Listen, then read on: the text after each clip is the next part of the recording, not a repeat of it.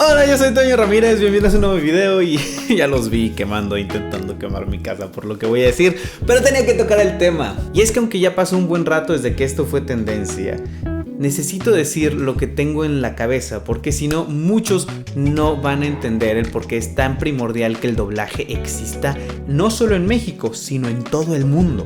Pero para poderles dar muy bien mi opinión, se los voy a tener que dividir en dos partes. La primera va a ser el contexto y la segunda van a ser los argumentos. A mediados del año pasado se hizo tendencia el tema de prohibir el doblaje en México.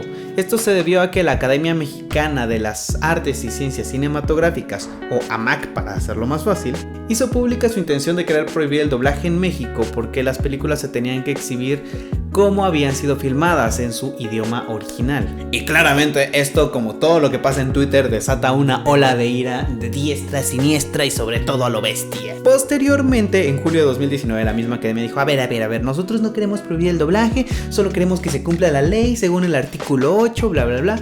Y pues en realidad eso ya estaba resuelto desde principios del milenio. Pero eso no calmó las aguas, no calmó todo el cumbre de opiniones, el vertedero de opiniones que es Twitter. Y todo continuó y la gente seguía reclamando y la gente seguía diciendo que el doblaje era una basura, que el doblaje esto.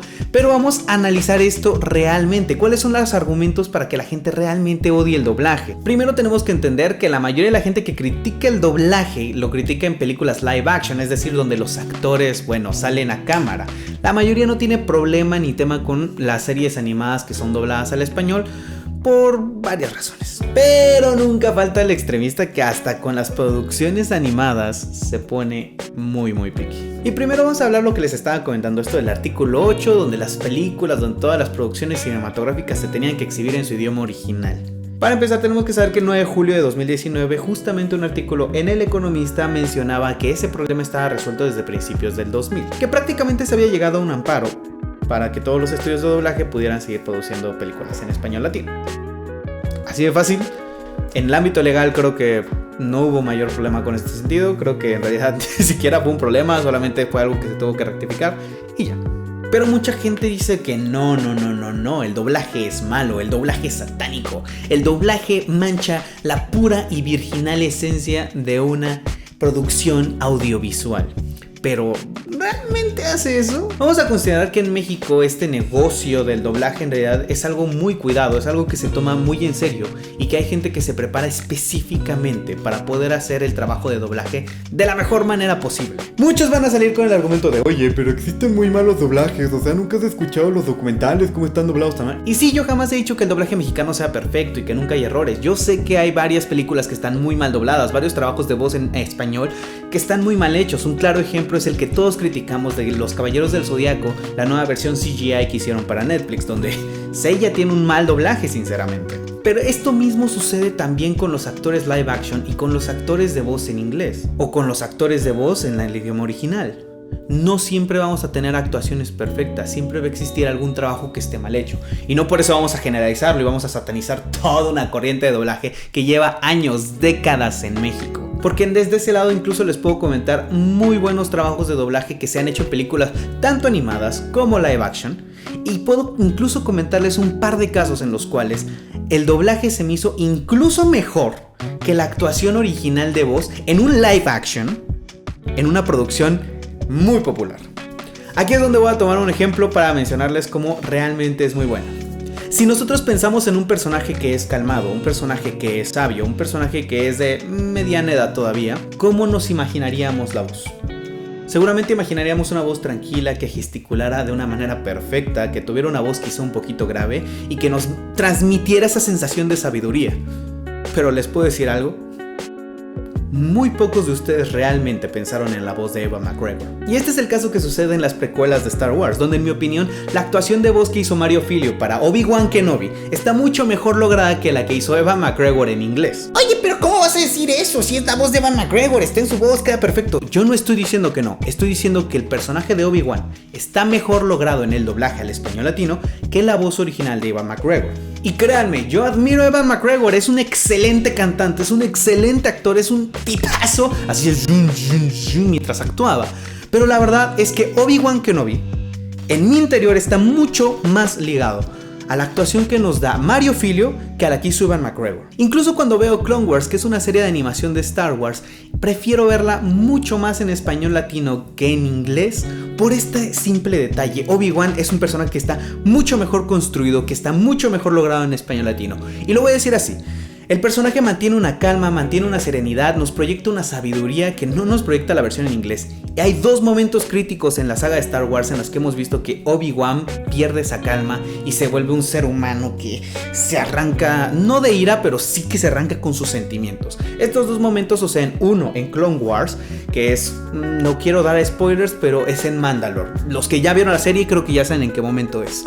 Y es un momento en el que se siente mucho el sentimiento cuando Obi-Wan ve a esta persona, cómo incluso se empieza a romper la voz. Y esto se llega a notar también en el episodio 3, que aquí no hay spoiler porque todos sabemos que Anakin Skywalker es Darth Vader, pero en el momento en que Obi-Wan le reclama a Anakin que se está pasando al lado oscuro, sin duda podemos ver una desesperación en la voz de Obi-Wan en español latino, que también podemos percibir sin ningún problema en la versión de Ewan McGregor en inglés, pero que cuando lo escuchamos en español latino tenemos un contraste aún mayor, porque siempre habíamos tenido esta voz grave, calmada, muy sabia, y de repente se había convertido en este arranque donde se alzaba el tono, donde ya no estaba residiendo todo en el pecho, sino que lo estaba llevando a la nariz, donde estaba carraspeando cada palabra. ¡Wow! En serio, es un claro ejemplo en el que un trabajo está mejor logrado en español que en inglés. Y no estoy criticando ni estoy demeritando el trabajo que hizo Ewan McGregor en Star Wars. Al contrario, como les dije, es mi Obi-Wan favorito,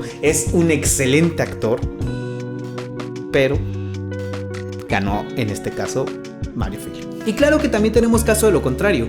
El claro ejemplo para mí es Regular Show. Yo no lo pude ver en español porque sentía que estaba demasiado bobo, que la interacción entre Rigby y Mordecai no estaba tan bien lograda, y en inglés suena muchísimo más cool, mucho más orgánico ese asunto, tiene mejor hilado con las canciones, con la historia, me gusta muchísimo más en inglés. Lo mismo me pasa con Steven Universe, prefiero verla en inglés porque las adaptaciones de las canciones la verdad no están tan bien logradas, no me encantan, prefiero las canciones en el idioma original, prefiero las voces casi todas en el idioma original. Y es completamente válido preferir una sobre la otra, pero esto me va a llevar a mi siguiente argumento del por qué no se debería prohibir el doblaje en México. Y esto es el alcance de la audiencia. Como yo les dije, yo puedo elegir en un momento dado ver Clone Wars en inglés o Clone Wars en español. Pero esto me pasa, ¿por qué? Porque puedo entender en ambas versiones. Pero cuando yo era niño les puedo decir algo, yo no entendía para nada el inglés. No podía imaginarme ver una serie en inglés, no podía imaginarme ver una película en inglés. Y ustedes dirán, ay, pues muy fácil, nada más de los subtítulos y ya la entendiste. Pero realmente esa es una manera en la que vamos a disfrutar mejor una película, nosotros perdiéndonos todo lo que pasa a cuadro por entretenernos en leer 2 o 3 líneas de subtítulos.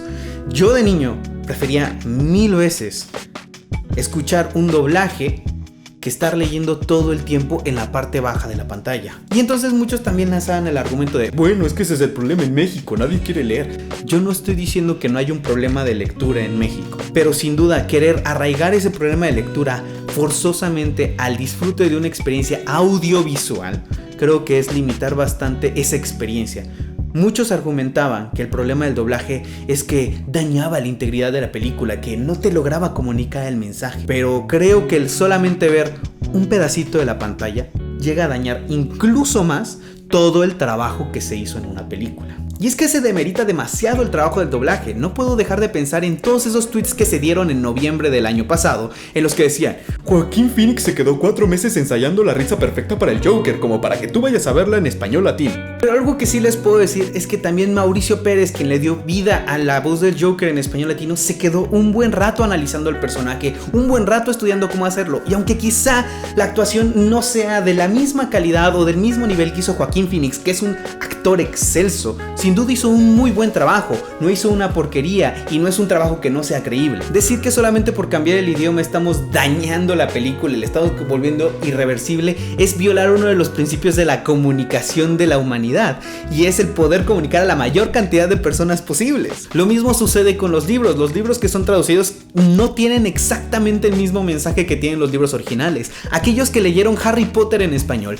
quizá no están teniendo la misma historia que aquellos que lo leyeron leyeron en inglés. Pero tampoco podemos prohibir que se traduzcan libros a español, porque si no ya sería limitar demasiado la lectura, y justamente el objetivo es que más gente lea. Y entonces deberíamos criticar a todos aquellos que alguna vez en su vida leyeron a Platón en español, o que leyeron a Nietzsche en español, o a Heidegger en español, porque no los leyeron en su idioma original y no pueden tener el pensamiento filosófico puro.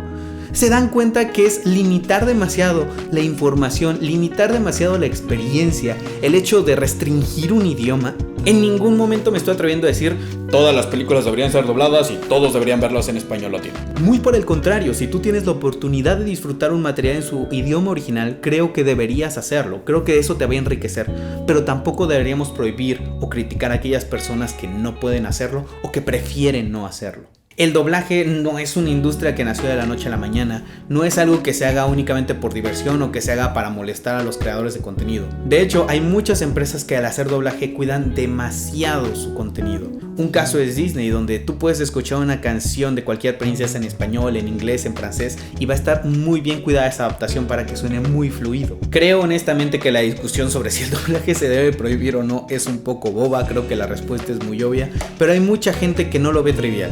Y es muy válido que no te guste ver el doblaje, ya sea porque es que no corresponde lo que están diciendo con cómo mueve la voz. Créeme que hay tantos elementos en la pantalla que si te centras realmente en eso, pues bueno, no te vas a centrar en eso si estás viendo la película en coreano y tienes abajo todos tus subtítulos en español. Jamás vas a voltear a ver la boca. El hecho de tener doblaje te da la oportunidad de fijarte en estos detalles. Pero bueno, espero no haber levantado una polémica innecesaria gracias a este video, pero tenía que decirlo. No me vengan aquí a linchar, no vengan aquí a ponerme en una hoguera por lo que acabo de decir. Sé que la mayoría de ustedes van a estar de acuerdo conmigo. Y cualquier otra cosa, yo estoy completamente dispuesto a leer sus comentarios. Me encanta leer todo lo que tienen que decir, pónganlo aquí abajito. Y hasta aquí el video de hoy, espero que les haya gustado. Ya saben que si les gustó siempre le pueden dar un like, compartirlo en todas sus redes sociales. Suscríbanse al canal y piquen la campanita, insisto, yo no sé para qué sirve esa campana, pero ustedes háganlo. Se ve cool. Igual no se olviden de seguirme a mí en mis redes sociales porque estoy compartiendo mucho contenido en Twitter, mucho contenido en Instagram, les estoy poniendo historias, Facebook lo estamos reactivando. Vamos a ver si vamos a poder activar eso de las historias aquí en YouTube. Suena un poquito más complicado y vamos a ver qué otro contenido proponen ustedes. Me gustaría que ustedes nos ayudaran a proponer más contenidos para este canal porque en estas épocas podemos producir más cosas. Y nos vemos en un siguiente video, en un cover o en lo que sea que saquemos. Bye. Ya no voy a intentar bajar.